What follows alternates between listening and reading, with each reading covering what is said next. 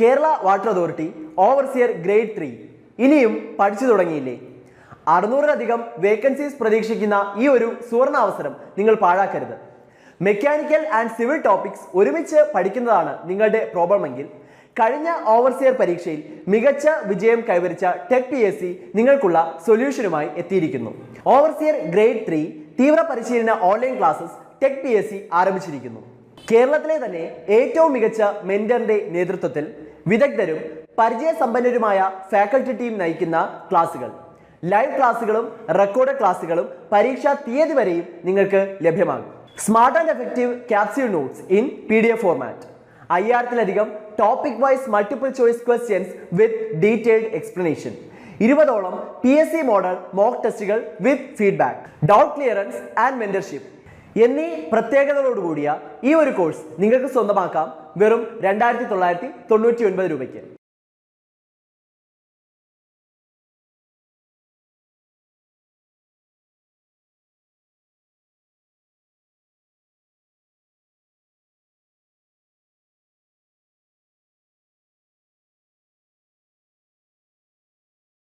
Hello friends, ഈ വീഡിയോയിൽ നമ്മൾ സർവേയിങ്ങിലെ GPS, GIS എന്നീ 2 ടോപ്പിക്സിലെ ക്വസ്റ്റ്യൻസ് ആണ് ഡിസ്കസ് ചെയ്യുന്നത്. അപ്പോൾ ആദ്യം തന്നെ നമുക്ക് GPS-നെ കുറിച്ചൊരു ഇൻട്രൊഡക്ഷൻ, GPS-നെ കുറിച്ച് നമുക്കൊന്ന് ഡിസ്കസ് ചെയ്യാം. GPS full form global positioning system. ഈ ഫുൾ ഫോം ഇമ്പോർട്ടൻ്റ് ആണ്, ഫുൾ ഫോം മാത്രമായിട്ട് അങ്ങനെ ചോദിച്ചിട്ടുമുണ്ട്. അപ്പോൾ GPS എന്തിനാണ് നമ്മൾ യൂസ് ചെയ്യുന്നത്? GPS എന്ന് പറയുന്നത് ഒരു റേഡിയോ നാവിഗേഷൻ സിസ്റ്റമാണ്. അതായത് സാറ്റലൈറ്റ്സിനെ യൂസ് ചെയ്ത് നമ്മുടെ എർത്തിലുള്ള ഏത് പോയിന്റ് നമ്മൾ പിൻ പോയിന്റ് ചെയ്താലും ആ പോയിന്റിൻ്റെ ലൊക്കേഷൻ കറക്റ്റായിട്ട് കണ്ടുപിടിക്കുക എന്നതാണ് GPS ചെയ്യുന്നത്. എന്നിട്ട് ഈ ലൊക്കേഷൻ കണ്ടുപിടിച്ച് അത് നമ്മുടെ യൂസറിലേക്ക് അയച്ചു തരുന്നു. ഇപ്പം നമ്മളിലൊക്കെ GPS യൂസ് ചെയ്തിട്ടുണ്ടായിരിക്കും. നമ്മൾ ഫോണിൽ ഏതെങ്കിലും ഒരു പർട്ടിക്കുലർ പോയിന്റിലേക്ക് ട്രാവൽ ചെയ്യേണ്ടപ്പോൾ അതിൻ്റെ ലൊക്കേഷനൊക്കെ GPS യൂസ് ചെയ്ത് നമ്മൾ കണ്ടുപിടിക്കാറുണ്ട്. അപ്പം നമുക്ക് ഈ എക്സാക്ട് ലൊക്കേഷൻ പിൻ പോയിന്റ് ചെയ്ത് തരുന്നത്, അതും ആ ലൊക്കേഷനിലേക്കുള്ള റൂട്ടും നമുക്ക് പറഞ്ഞു തരുന്നത് എല്ലാം നമ്മുടെ സ്പേസിലുള്ള സാറ്റലൈറ്റ്സിൻ്റെ ഹെൽപ്പോട് കൂടിയാണ്. Radio navigation system and locates places with the help of satellites. ഇപ്പോൾ GPS ഇൻട്രൊഡ്യൂസ് ചെയ്തതും അത് ഇപ്പോൾ മാനേജ് ചെയ്തുകൊണ്ടിരിക്കുന്നതും US എയർഫോഴ്സ് ആണ്. ഇനി GPS-ൽ നമുക്ക് PSC പോയിന്റ് ഓഫ് വ്യൂവിൽ ഇമ്പോർട്ടൻ്റ് ആയിട്ട് അറിഞ്ഞിരിക്കേണ്ട അതിൻ്റെ കോമ്പണൻസ്, ഓരോ കോമ്പണൻറ്റിൻ്റെ യൂസസ് ഒക്കെയാണ്. അപ്പം 3 കോമ്പണൻസ് ആണ് മെയിനായിട്ട് GPS-നുള്ളത്. ഒരു യൂസർ കോമ്പണൻ്റ് ഉണ്ട്, ഒരു സ്പേസ് കോമ്പണൻ്റ് ഉണ്ട്, പിന്നെ ഒരു കൺട്രോൾ സെഗ്മെൻറ്റും ഉണ്ട്. അപ്പം യൂസർ കോമ്പണൻ്റ് അല്ലെങ്കിൽ യൂസർ സെഗ്മെൻറ്റ് എന്ന് പറയുന്നത് നമ്മൾ യൂസേഴ്സാണ്. അപ്പോൾ ഒന്നുകിൽ സിവിലിയൻ യൂസേഴ്സ് ആകാം, അല്ലെങ്കിൽ മിലിറ്ററി യൂസേഴ്സും ആകാം. ഇപ്പം മിലിറ്ററി ആപ്ലിക്കേഷൻസിനായിട്ട് ഇപ്പം കൺട്രിയുടെ ബൗണ്ടറിയിൽ എന്തെങ്കിലും ആക്ടിവിറ്റീസ്, മറ്റ് രാജ്യങ്ങളുടെ വക ആക്ടിവിറ്റീസ് നടക്കുന്നുണ്ടോ, അല്ലെങ്കിൽ നമ്മൾ ഫിലിംസിലൊക്കെ കാണുന്ന കൂട്ട് ഇപ്പം ഒരു യുദ്ധം നടക്കുമ്പോൾ കൺട്രിയുടെ വാർ ഫീൽഡിൽ വരുന്ന ചേഞ്ചസ്, അപ്പം ഇങ്ങനത്തെ കാര്യങ്ങളെല്ലാം നമുക്ക് GPS യൂസ് ചെയ്ത് ട്രാക്ക് ചെയ്യാൻ പറ്റും. അപ്പോൾ അതാണ് അതിൻ്റെ മിലിറ്ററി ആപ്ലിക്കേഷൻസ് വരുന്നത്. പിന്നെ നമ്മൾ യൂസ് ചെയ്യുന്നതാണ് സിവിലിയൻ ആപ്ലിക്കേഷൻസ്. അതായത് ട്രാവൽ ചെയ്യാനായിട്ട്, അല്ലെങ്കിൽ ഏതെങ്കിലും പർട്ടിക്കുലർ പോയിന്റിൽ ലൊക്കേഷൻ അറിയാനായിട്ട്, ട്രാവൽ റൂട്ട് കണ്ടുപിടിക്കാൻ, ഇതെല്ലാം സിവിലിയൻ ആപ്ലിക്കേഷൻസിൽ വരുന്നതാണ്. അപ്പോൾ ഈ സിവിലിയൻ ആപ്ലിക്കേഷനും മിലിറ്ററി ആപ്ലിക്കേഷനും വരുന്നത് GPS-ൻ്റെ യൂസർ സെഗ്മെൻറ്റിലാണ്. User segment is a receiver unit that receives the signals from the satellite. ഇനി യൂസർ സെഗ്മെൻറ്റിൽ നമ്മൾ യൂസ് ചെയ്യുന്നത് ക്വാർട്സ് ക്ലോക്ക് ആക്യുറസിയാണ്. അപ്പോൾ ഇതൊരു പ്രാവശ്യം എക്സാമിന് ചോദിച്ചതായിരുന്നു, യൂസർ സെഗ്മെൻറ്റിൽ യൂസ് ചെയ്യുന്ന ഏത് ക്ലോക്കാണെന്നുള്ളത്. അപ്പോൾ ഇറ്റ്സ് ക്വാർട്സ് ക്ലോക്ക് ആക്യുറസിയിലാണ് യൂസർ സെഗ്മെൻറ്റ് വർക്ക് ചെയ്യുന്നത്. ഇനി അടുത്തതാണ് സ്പേസ് സെഗ്മെൻറ്റ്. ഇപ്പോൾ സ്പേസ് സെഗ്മെൻറ്റിലാണ് നമ്മുടെ സാറ്റലൈറ്റ്സ് വരുന്നത്. അപ്പോൾ ഇനി ഇവിടുത്തെ ഒരു ഇമ്പോർട്ടൻറ്റ് ക്വസ്റ്റ്യൻ ആണ്, എത്ര സാറ്റലൈറ്റ്സ് ആണ് GPS-ൽ വരുന്നത് എന്നത്. 24 എർത്ത് ഓർബിറ്റിംഗ് സാറ്റലൈറ്റ്സ് ആണ് GPS-ൽ വരുന്നത്. അപ്പോൾ 24 സാറ്റലൈറ്റ്സിൻ്റെ ഹെൽപ്പോട് കൂടിയാണ് GPS വർക്ക് ചെയ്യുന്നത്.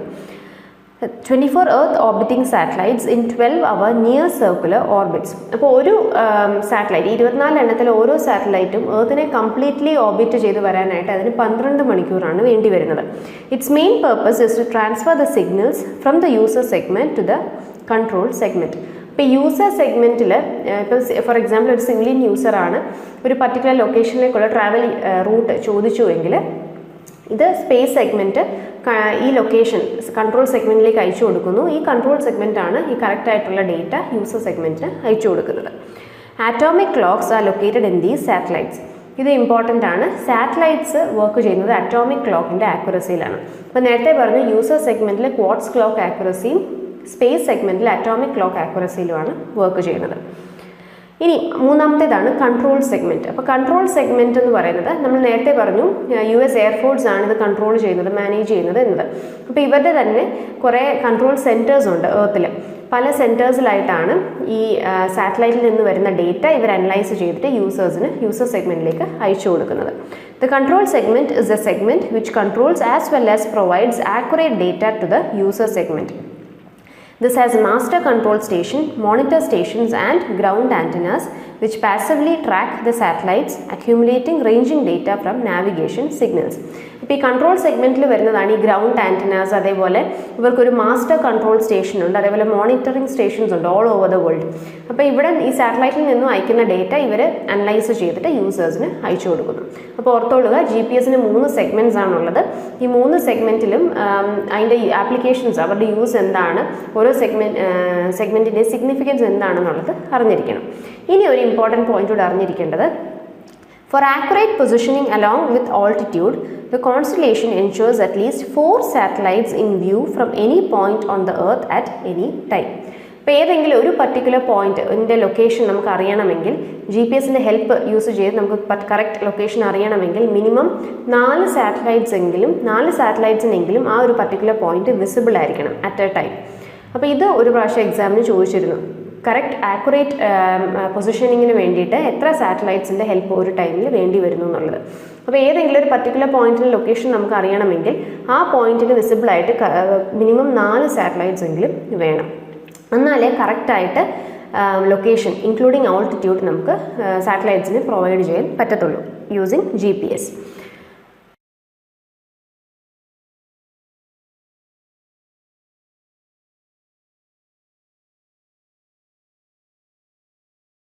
ഓക്കെ, അപ്പോൾ ഇനി നമുക്ക് ക്വസ്റ്റ്യൻസിലേക്ക് കിടക്കാം. അപ്പോൾ ആദ്യത്തെ ക്വസ്റ്റ്യൻ GPS-ൻ്റെ ഫുൾ ഫോം ആണ് ചോദിച്ചിരിക്കുന്നത്. വളരെ ഇമ്പോർട്ടൻ്റ് ആണ്. Correct answer is option B, global positioning system.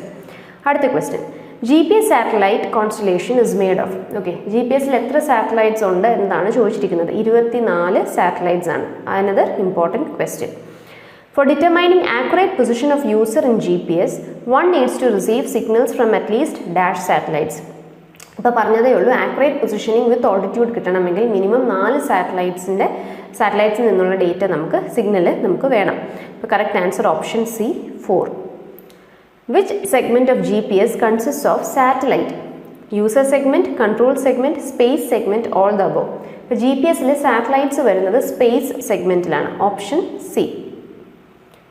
Orbital radius of GPS satellite is approximately. Okay. GPS സാറ്റലൈറ്റ്സിൻ്റെ ഓർബിറ്റൽ റേഡിയസ്, എർത്തിന് ചുറ്റും 12 മണിക്കൂർ വേണം ഒരു പ്രാവശ്യം കംപ്ലീറ്റ് ആയിട്ട് ഓർബിറ്റ് ചെയ്യാനെന്ന് നമ്മൾ പറഞ്ഞു ഒരു സാറ്റലൈറ്റിന്.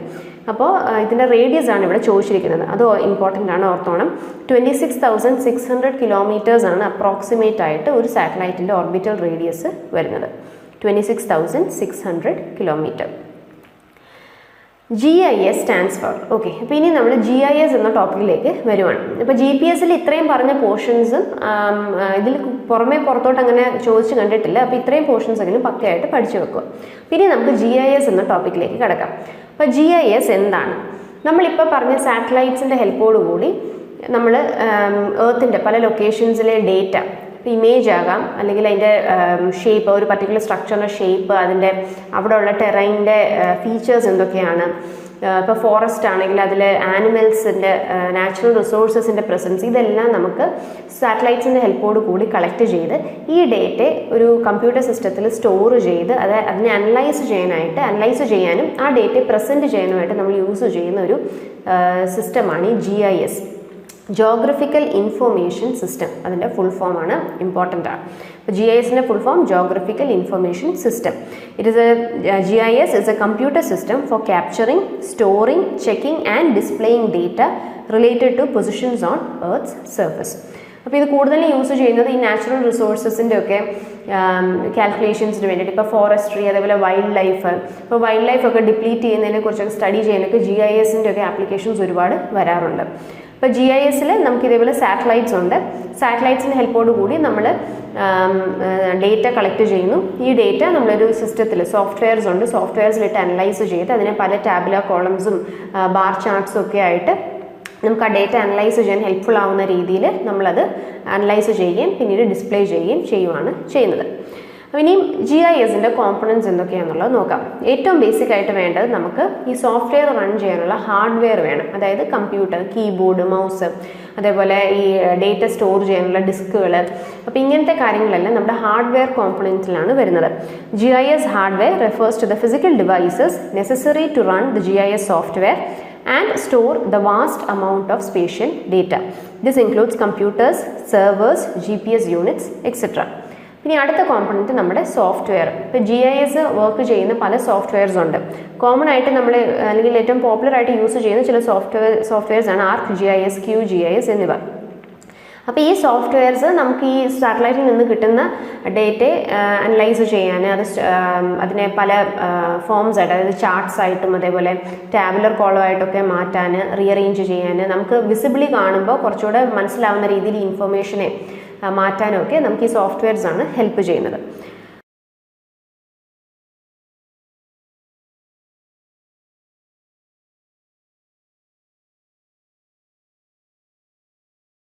അടുത്ത സെഗ്മെൻ്റ് ആണ് ഡേറ്റ. അപ്പോൾ ഡേറ്റയിലാണ് നമുക്ക് ഈ സാറ്റലൈറ്റിൽ നിന്ന് കിട്ടുന്ന ഡീറ്റെയിൽസ്. അപ്പോൾ ഈ രണ്ട് ടൈപ്പ് ഡേറ്റ ഉണ്ടാകാം, spatial data and non spatial data. ഈ സ്പേഷ്യൽ ഡേറ്റ എന്ന് വെച്ചാൽ സാറ്റലൈറ്റ് ക്യാപ്ചർ ചെയ്യുന്ന ആ ഒരു പർട്ടിക്കുലർ ലൊക്കേഷൻ്റെ ഇപ്പോൾ ബൗണ്ടറീസ് ആകാം, അത് എത്ര എക്സ്റ്റെൻഡ് ഉണ്ട് എന്നുള്ളത്, അതേപോലെ അവിടുത്തെ അപ്പോൾ ആ ഒരു പർട്ടിക്കുലർ ഇപ്പോൾ ഒരു ഫോറസ്റ്റ് ആണെങ്കിൽ അതിൻ്റെ ഷേപ്പ്, അതിൻ്റെ ബൗണ്ടറീസ് എത്ര വരുന്നു, ടോട്ടൽ ഏരിയ, അപ്പോൾ ഇതെല്ലാം ഈ സ്പേഷ്യൽ ഡേറ്റയിലാണ് വരുന്നത്. ആ ഒരു സ്ലോപ്പ് ഉണ്ടെങ്കിൽ അത്. അപ്പോൾ ഇനി അടുത്ത് നോൺ സ്പേഷ്യൽ ഡേറ്റയിൽ ആ പർട്ടിക്കുലർ ഫോറസ്റ്റിൻ്റെ ഫീച്ചേഴ്സ് ആയിരിക്കും വരുന്നത്. അതായത് ഇപ്പം വെജിറ്റേഷൻ ഒരുപാടുണ്ടോ, വൈൽഡ് ലൈഫ് ഉണ്ടോ, അപ്പോൾ ഇങ്ങനത്തെ ഫീച്ചേഴ്സ് എല്ലാം ഈ നോൺ സ്പേഷ്യൽ അല്ലെങ്കിൽ ആട്രിബ്യൂട്ട് ഡേറ്റയിലാണ് സ്റ്റോർ ആവുന്നത്. അപ്പോൾ ഇനിയും ഈ ഡേറ്റയെ GIS സ്റ്റോർ ചെയ്യുന്ന രണ്ട് ഫോംസിലാണ്. വെക്റ്റർ ഫോമും അല്ലെങ്കിൽ വെക്റ്റർ ഡേറ്റ അല്ലെങ്കിൽ വെക്റ്റർ മെത്തേഡ് എന്നും പറയാറുണ്ട്, അതേപോലെ റാസ്റ്റർ ഡേറ്റയും. ഈ വെക്റ്റർ ഡേറ്റയിൽ എന്തോ ചെയ്യുന്നതെന്ന് വെച്ചാൽ ഈ കിട്ടുന്ന ഡേറ്റ, ഇപ്പോൾ നേരത്തെ പറഞ്ഞ spatial and non spatial data ലൈൻസിൻ്റെ അല്ലെങ്കിൽ അതേപോലെ പോളിഗണൽ ഷേപ്പിലുള്ള ലിങ്ക്സ് ആയിട്ടായിരിക്കും സ്റ്റോർ ചെയ്യുന്നത്. Coordinate based representation in which objects are represented by points, lines and polygon. ഇപ്പോൾ ഒരു ഫോറസ്റ്റിൽ തന്നെ ഇപ്പം ഒരു പർട്ടിക്കുലർ ഏരിയയിൽ വെജിറ്റേഷൻ ഉണ്ട്, ട്രീസ് ഉണ്ട് എന്ന് വിചാരിക്കാം. ഇതിനെ അവർ ഡിസ്പ്ലേ ചെയ്യുന്ന അല്ലെങ്കിൽ സ്റ്റോർ ചെയ്യുന്ന ലൈൻസ് ആയിട്ട്, പോയിൻറ്റ്സ് ആയിട്ട്, പോളിഗൺ ഷേപ്പിലായിട്ടൊക്കെ ആയിരിക്കും സ്റ്റോർ ചെയ്യുന്നത്. അപ്പോൾ ഇതിനെയാണ് നമ്മൾ വെക്റ്റർ മെത്തേഡ് ഓഫ് സ്റ്റോറേജ് അല്ലെങ്കിൽ വെക്റ്റർ ഡേറ്റ എന്ന് വിളിക്കുന്നത്. ഇനി റാസ്റ്റർ ഡേറ്റയിലാണെങ്കിൽ പിക്സൽസ്, ഗ്രിഡ്സ് ആയിട്ടായിരിക്കും ഫോം ചെയ്യുന്നത്. ഇപ്പം നമ്മൾ ഈ ചില കാർട്ടൂണിൽ അല്ലെങ്കിൽ ഇപ്പോൾ ചില വീഡിയോ ഗെയിംസിലൊക്കെ ഈ ഡേറ്റ ഇതുപോലെ പിക്സൽ ഫോംസിലായിരിക്കും സ്റ്റോർ ചെയ്യുന്നത്, പിക്സലിലെ ഗ്രിഡ് ആയിട്ടായിരിക്കും സ്റ്റോർ ചെയ്യുന്നത്. അപ്പോൾ ഈ GISലെ ഈ റാസ്റ്റർ ഡേറ്റ സ്റ്റോർ ചെയ്യുന്നത് ഈ ഒരു മെത്തേഡിലാണ്. Data is represented in a grid of pixels. Geographic space is divided into cells and the objects are represented by group of cells. അപ്പോൾ ഇങ്ങനെ പല സെൽസ് ആയിട്ട് ഡിവൈഡ് ചെയ്ത്, ഇപ്പം ട്രീസിൻ്റെ വെജിറ്റേഷനുള്ള ഏരിയയെ ഒരു ഗ്രൂപ്പ് ഓഫ് 5-6 സെൽസ് ആയിട്ടായിരിക്കും ട്രീസിൻ്റെ വെജിറ്റേഷൻ്റെ ഡേറ്റ അവിടെ സ്റ്റോർ ചെയ്യുന്നത്. അപ്പോൾ ഇതേപോലെ പോയിൻറ്റ്സ് ആയിട്ട്, ലൈൻസ് ആയിട്ട് അല്ലെങ്കിൽ പോളിഗൺ ആയിട്ട് സ്റ്റോർ ചെയ്യുന്നതിനെ വെക്റ്റർ ഡേറ്റ എന്നും, ഇതേപോലെ ഗ്രിഡ് ഫോമിൽ സ്ക്വയർസ് ആയിട്ട് അല്ലെങ്കിൽ സെൽസ് ആയിട്ട് സ്റ്റോർ ചെയ്യുന്നതിന് നമ്മൾ റാസ്റ്റർ ഡേറ്റ അല്ലെങ്കിൽ റാസ്റ്റർ മെത്തേഡ് ഓഫ് സ്റ്റോറേജ് എന്നും വിളിക്കുന്നു. പിന്നെ നമുക്ക് അവസാനം വരുന്നത് ഈ GISൻ്റെ മറ്റൊരു ഏറ്റവും ഇമ്പോർട്ടൻറ്റ് കോമ്പണൻ്റ് ആണ് ഈ കാര്യങ്ങളില്ല സോഫ്റ്റ്വെയർസ് ഹാൻഡിൽ ചെയ്യുന്ന ടെക്നീഷ്യൻസ്, GISൻ്റെ ഇൻസ്ട്രുമെൻറ്റ്സ് ഹാൻഡിൽ ചെയ്യുന്ന ടെക്നീഷ്യൻസ്, അതായത് പീപ്പിൾ കോമ്പണൻ്റ് എന്ന് ജനറലി നമുക്ക് പറയാം. അപ്പോൾ ഇത്രയാണ് GISൽ ഇമ്പോർട്ടൻ്റ് ആയിട്ട് അറിഞ്ഞിരിക്കേണ്ടത്. അപ്പോൾ ഇനി GISൽ നിന്ന് വരാൻ സാധ്യതയുള്ള കുറച്ച് ക്വസ്റ്റ്യൻസ് കൂടെ നമുക്ക് നോക്കാം. ഏറ്റവും ഇമ്പോർട്ടൻറ്റ് GISൻ്റെ full form of GIS is Geographical Information System. അടുത്ത question, among the following dash can be expressed as an example of hardware component of GIS. ഇപ്പോൾ GISൻ്റെ കോമ്പണൻറ്റ്സ് നമ്മൾ പറഞ്ഞാൽ ഹാർഡ്വെയർ കോമ്പണൻറ്റ് പറഞ്ഞു, സോഫ്റ്റ്വെയർ കോമ്പണൻറ്റ് പറഞ്ഞു. അപ്പോൾ അതിൽ ഹാർഡ്വെയർ കോമ്പണൻറ്റിൽ വരുന്നത് ഓപ്ഷൻസ് നോക്കുമ്പോൾ keyboard, ArcGIS, AutoCAD, digitisation.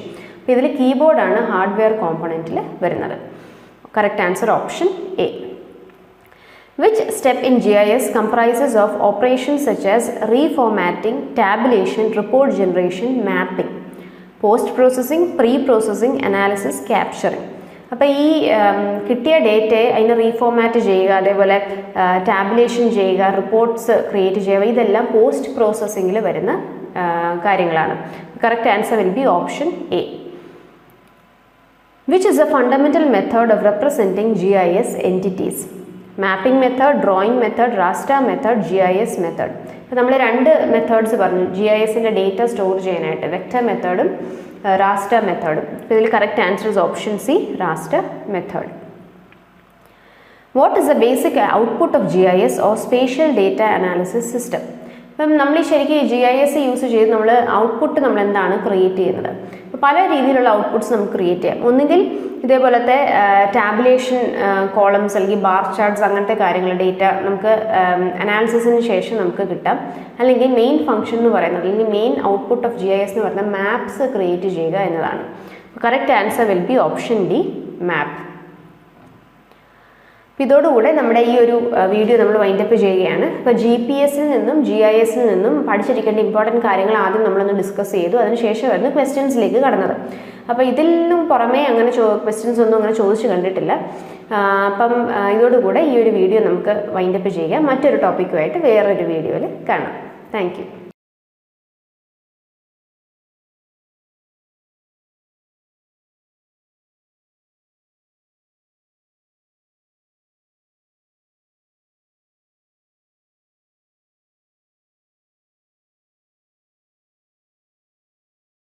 Kerala water authority overseer grade 3 ഇനിയും പഠിച്ചു തുടങ്ങിയില്ലേ? 600-ലധികം വേക്കൻസീസ് പ്രതീക്ഷിക്കുന്ന ഈ ഒരു സുവർണാവസരം നിങ്ങൾ പാഴാക്കരുത്. മെക്കാനിക്കൽ ആൻഡ് സിവിൽ ടോപ്പിക്സ് ഒരുമിച്ച് പഠിക്കുന്നതാണ് നിങ്ങളുടെ പ്രോബ്ലമെങ്കിൽ കഴിഞ്ഞ ഓവർസിയർ പരീക്ഷയിൽ മികച്ച വിജയം കൈവരിച്ച ടെക് PSC നിങ്ങൾക്കുള്ള സൊല്യൂഷനുമായി എത്തിയിരിക്കുന്നു. ഓവർസിയർ ഗ്രേഡ് 3 തീവ്ര പരിശീലന ഓൺലൈൻ ക്ലാസ്സസ് ടെക് PSC ആരംഭിച്ചിരിക്കുന്നു. കേരളത്തിലെ തന്നെ ഏറ്റവും മികച്ച മെന്ററിന്റെ നേതൃത്വത്തിൽ വിദഗ്ധരും പരിചയസമ്പന്നരുമായ ഫാക്കൽറ്റി ടീം നയിക്കുന്ന ക്ലാസുകൾ, ലൈവ് ക്ലാസുകളും റെക്കോർഡ് ക്ലാസുകളും പരീക്ഷാ തീയതി വരെയും നിങ്ങൾക്ക് ലഭ്യമാകും. Smart and effective capsule notes in PDF format, 5000-ലധികം topic wise multiple choice questions with detailed explanation, 20ഓളം PSC മോഡൽ മോക്ക് ടെസ്റ്റുകൾ with feedback, doubt clearance and mentorship എന്നീ പ്രത്യേകതകളോടുകൂടിയ ഈ ഒരു കോഴ്സ് നിങ്ങൾക്ക് സ്വന്തമാക്കാം വെറും 2999 രൂപയ്ക്ക്. ഇപ്പോൾ തന്നെ ജോയിൻ ചെയ്യൂ. കൂടുതൽ വിവരങ്ങൾക്കും അഡ്മിഷൻ ലഭിക്കുന്നതിനും സ്ക്രീനിൽ കാണുന്ന നമ്പറിൽ നിങ്ങൾക്കും ഞങ്ങളെ ബന്ധപ്പെടാവുന്നതാണ്.